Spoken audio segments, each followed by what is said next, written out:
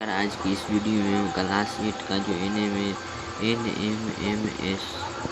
यानी कि मेधा छात्रवृत्ति का जो परीक्षा होता है क्लास 8 में, उसका हम फसल उत्पादन में प्रबंधन साइंस का चैप्टर 1 पढ़ने वाले हैं, जो कि NMMS में टकराता है। इससे क्वेश्चन एक या दो क्वेश्चन आता है, यानी कि 5 क्वेश्चन इससे पूछे जाते हैं। यानी पूरे पढ़ लेंगे तो गारंटी के साथ 100% गारंटी के साथ इसमें 5 क्वेश्चन आपको टकरा जाएगा। 5 क्वेश्चन पूरा टक्कर ले लेगा, 5 क्वेश्चन टक्कर ले लेगा। यानी कि फसल उत्पादन एवं प्रबंधन, फसल उत्पादन एवं प्रबंधन यानी फसल उत्पादन किसे कहते हैं? तो फसल उत्पादन, फसल को उगाना उत्पादन कहलाता है। उत्पादन फसल को किसी भी जगह पर उगाना क्या कहलाता है? उत्पादन कहलाता है।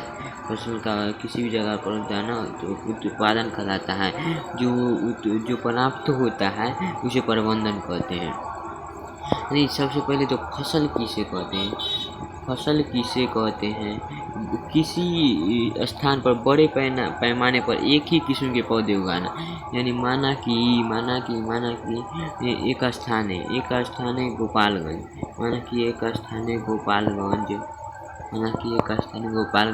यहाँ केवल फसल ही किस चीज़ का फसल? तो केवल चाय की फसल की जाती है। बड़े पैमाने पर उगाई जाती है। बड़े पैमाने पर, तो ये क्या हो गया? फसल कहलाएगा। क्या कहलाएगा? फसल। तो पढ़ेंगे सबसे पहले NCERT से पॉइंट बाय पॉइंट। जब एक ही किस्म के पौधे किसी स्थान पर बड़े पैमाने पर उगाए जाते हैं तो इसे फसल कहते हैं। जब एक ही किस्म के पौधे किसी स्थान पर बड़े पैमाने पर उगाए जाते हैं, एक ही मतलब कि चाय है उस स्थान पर, तो चाय उगाया जाएगा बहुत मात्रा में उगाया जाएगा, तो उसे क्या कहते हैं? फसल कहते हैं। मिट्टी तैयार करना, बुआई, मिट्टी तैयार करना, खाद उर्वरक देना, सिंचाई, खरपतवार सुरक्षा का कटाई, भंडारण, ऐसी किसानों के द्वारा उपयोग में लाए गए लाए जाने वाली पत्तियां क्या कहलाती है? कृषि पत्तियां कहलाती है। यानी कि जानेंगे मिट्टी तैयार करना। तो सबसे पहले मिट्टी तैयार करना, बुआई, खाद एवं उर्वरक देना। सबसे पहले मिट्टी तैयार करेंगे। ये क्या है? कृषि पद्धति क्या है? सबसे पूछेगा आपको एग्जाम में, कृषि पद्धति क्या है? तो आप कहेंगे मिट्टी तैयार करना, दूसरा बुआई करना, तीसरा खाद एवं उर्वरक देना। मिट्टी तैयार करके पहले उसके बाद बुआई करेंगे, उसके बाद उर्वरक देंगे, उसके बाद सिंचाई, खरपतवार का सुरक्षा, कटाई एवं भंडारण सभी किसानों का उपयोग में लाए जाने वाली कृषि पत्तियां। यानी कि माना कि हम मक्का बोते हैं, तो कौन चीज़ बोते हैं? मक्का। ठीक है, तो पहले इसका हम क्या करेंगे? मिट्टी तैयार करेंगे, उसके बाद बुआई, इसका बो देंगे, उसके बाद खाद एवं खरपतवार। खाद उसको कहते हैं जो कि खेत में हो जाता है, मतलब जो खेत में बनता है उसे खाद कहते हैं। जो खेत में बनता है यानी गाँव में बन जाता है। उर्वरक उसको कहते हैं जो फैक्ट्री में बनता है। किस में बनता है? फैक्ट्री में बनता है, उसे उर्वरक कहते हैं। उसे क्या कहते हैं? उर्वरक कहते हैं। सिंचाई मतलब जल देंगे, फसल को जल देंगे। उसके बाद जल देंगे। खरपतवार से सुरक्षा यानी कीटाणु, खरपतवार मतलब कीटाणु जीवाणु जो चीज़ हुआ उसे सुरक्षा करेंगे। जो कटाई तथा भंडारण सभी किसानों द्वारा उपयोग में लाए जाने वाली कृषि पद्धतियाँ है। क्या है? कृषि पद्धतियाँ है। मिट्टी को उलटने पलटने एवं पोला करने की प्रक्रिया जुताई कहलाता है। सबसे पहले तो जुताई किसे कहते हैं? मिट्टी को उलटने पलटने तथा पोला करने की प्रक्रिया को जुताई। पोला करने यानी मुलायम करना। मुलायम करना, पूरा भंगुर अवस्था में ले आता है। किस अवस्था में? भंगुर अवस्था में लाना क्या कहलाता है? जुताई करना। क्या कहलाता है? जुताई करना। मतलब कि जुताई, जैसे माना कि कल्टीवेटर ले आए, हम उसको जोतेंगे तो मिट्टी का बड़ा बड़ा ढेपा, जिसे ढेपा कहते हैं, देहात में क्या कहते हैं ढेपा, वो बड़े बड़े ढेपा के रूप में उलटना पलटना, और पोला के रूप में, पोला उसको कहते हैं ढेपा उपा को, उसे तो उसको उलटना पलटना क्या कहलाता है, जुताई कहलाता है। वे पदार्थ जिन्हें मिट्टी वे पदार्थ जिन्हें मिट्टी में पोषक स्तर वे पदार्थ जिन्हें मिट्टी में पोषक स्तर बनाए रखने के लिए मिलाया जाता है। वे पदार्थ जिन्हें मिट्टी में पोषक स्तर बनाए के लिए मिलाए, उन्हें खाद एवं उर्वरक कहते हैं। खाद एवं उर्वरक कहते हैं। वे पदार्थ जिन्हें हम मिट्टी में पोषक स्तर यानी मिट्टी के भोजन, मतलब मिट्टी को प्रोटीन देगा, प्रोटीन वसा, जैसे हम शरीर में प्रोटीन लेते हैं निमन चीज खाकर, तो वही प्रोटीन वसा पोषक स्तर मिलाते हैं। जैविक खाद बनाने के लिए अपशिष्ट अपघटन सूक्ष्म जीवों द्वारा होता है। जैविक खाद बनाने के लिए अपशिष्ट अपघटन सूक्ष्म जीवों के द्वारा होता है। खेतों में लगातार फसल उगाने से क्या होता है, पोषक तत्व की कमी आ जाती है। खेतों में लगातार फसल उगाने से पोषक तत्व की कमी हो जाती है। पोषक तत्व की कमी हो जाती है, मतलब कि एक ही तरह के खेत में एक ही तरह के फसल उगाएंगे तो उसमें पोषक तत्व की कमी, जैसे में हम जो भोजन खेत में लगातार एक ही तरह के फसल उगाने से क्या होता है, उसके पोषक तत्व में कमी हो जाती है। इसलिए हम कोई भी खाद या उर्वरक देते हैं क्योंकि उसका पोषक स्तर बना रहे, क्योंकि उसका पोषक स्तर बना रहे। यूरिया अमोनियम सल्फेट पोटास आदि उर्वरक है। उर्वरक किसे कहते हैं, जो फैक्ट्री में, यानी यूरिया अमोनियम सल्फेट पोटास आदि को फैक्ट्री में बनाया जाता है। कहाँ, फैक्ट्री में। उर्वरक फैक्ट्रियों में बनाया जाता है। खाद जैविक प्रक्रिया द्वारा बनता है। खाद जो है जैविक प्रक्रिया द्वारा गाँव देहात में बन जाता है। उर्वरक जो फैक्ट्री में बनाया जाता है, उर्वरक को फैक्ट्री में बनाया जाता है। केंचुए एवं सूक्ष्म जीव मिट्टी को पलटकर पोला करते हैं, ह्यूमस बनाते हैं तथा रासायनिक प्रक्रिया द्वारा मिट्टी को उर्वरा शक्ति बढ़ा सकते हैं।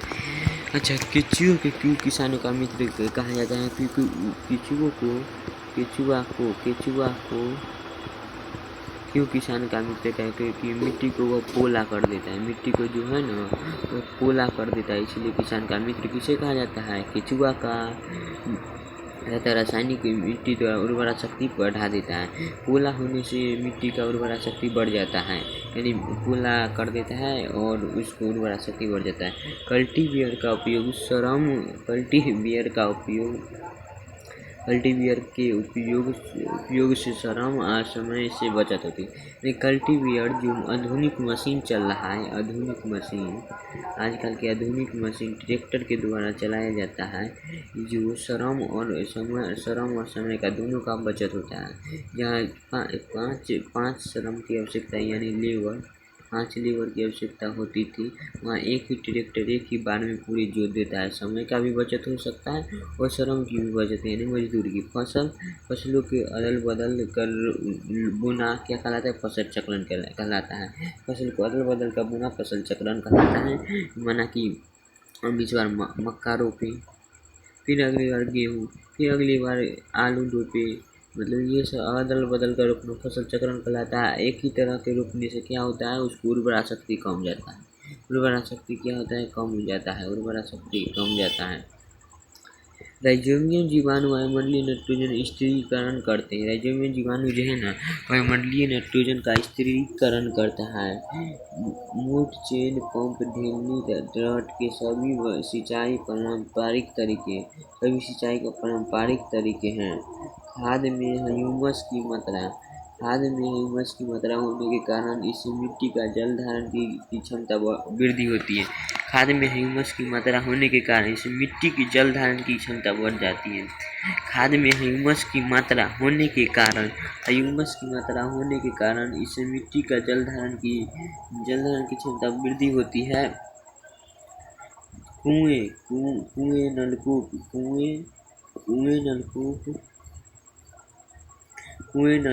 नलकूप, तालाब, झील, नदियाँ, बांध, नहर आदि सिंचाई मुख्य स्रोत है। किसका मुख्य स्रोत है? सिंचाई का मुख्य स्रोत है। सिंचाई का मुख्य स्रोत कौन कौन है? कुएं, नदियाँ, जल स्रोत आदि, नहर आदि सिंचाई का मुख्य स्रोत है। छिड़काव तंत्र, इस विधि का उपयोग असमतल भूमि के लिए किया जाता है जहाँ जल कम मात्रा में उपलब्ध है। असमतल यानी ऊबड़ खाबड़, असमतल यानी कि ऊबड़ खाबड़, जहाँ कम मात्रा में जल पाया जाता है।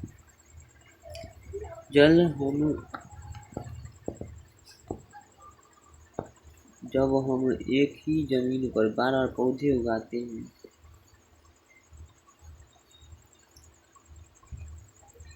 जब हम एक ही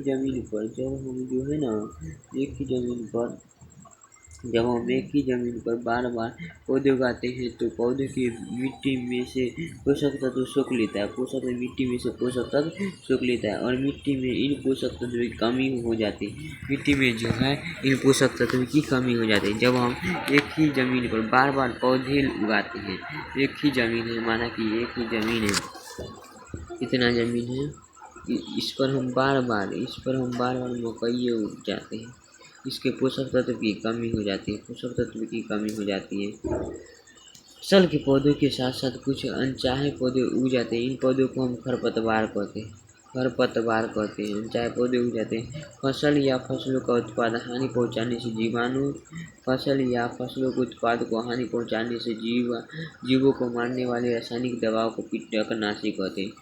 फसल या फसलों को हानि पहुंचाने वाले यानी नुकसान या उसको मारने वाले फसल या फसलों को मारने वाले पौधों को रासायनिक दवाओं का नाम है कीटनाशी। वह मशीन जिसमें हार्वेस्टर तथा थ्रेशर दोनों कार्य होता है कंबाइन मशीन कहलाता है। हार्वेस्टर तथा थ्रेशर दोनों कार्य होता है। यानी यह NMS 2025 में पूछा गया है क्वेश्चन। NMS 2025 में यह क्वेश्चन पूछा गया है। वो मशीन जो हार्वेस्टर थ्रेशर दोनों करता है क्या कहलाता है? कंबाइन मशीन कहलाता है। कीटनाशियों का उपयोग से पौधों का हानि पहुंचने के जीव नष्ट हो जाते हैं, परंतु पौधों को कोई हानि नहीं पहुंचता है। कीटनाशियों का उपयोग करने से जो अनचाहे पौधे उग जाते हैं उसको मारने के लिए वह पौधे नष्ट हो जाते हैं तथा पौधों को कोई नुकसान नहीं होता है। कीटनाशी जल स्रोत से मिलकर जल प्रदूषण के कारण बनते हैं। कीटनाशी जो जल स्रोत से मिलकर प्रदूषण के कारण करते हैं। चलिए अगले वीडियो में मिलते हैं।